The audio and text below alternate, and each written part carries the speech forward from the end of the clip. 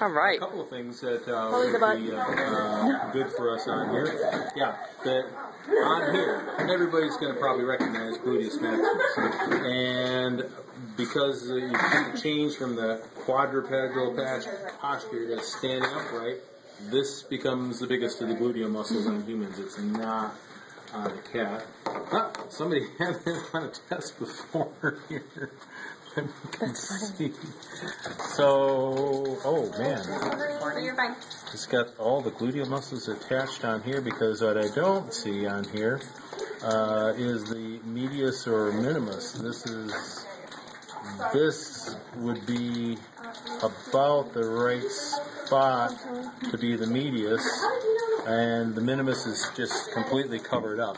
So we don't see that one on. All these small ones are muscles to control the position of the thigh. Those ones we're not worrying about on him. Now, one of the things we couldn't find on the cat very well, but it's pretty good on this, is, okay, pectoralis major, which doesn't look quite the same on the cat, and the pectoralis major is on the outside, attached to the sternum and clavicle, inserting onto the humerus, so the upper arm bone.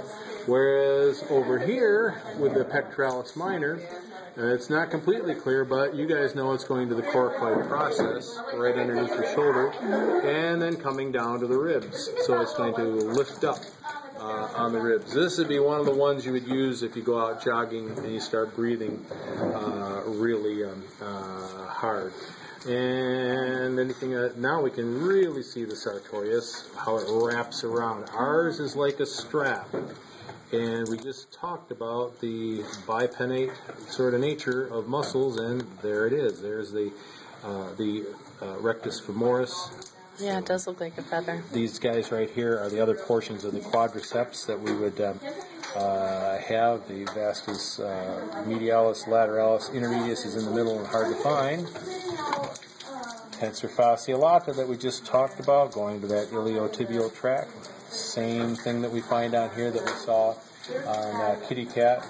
Sometimes called the six-pack muscles, rectus abdominis, right straight up and down the middle. Hamstrings.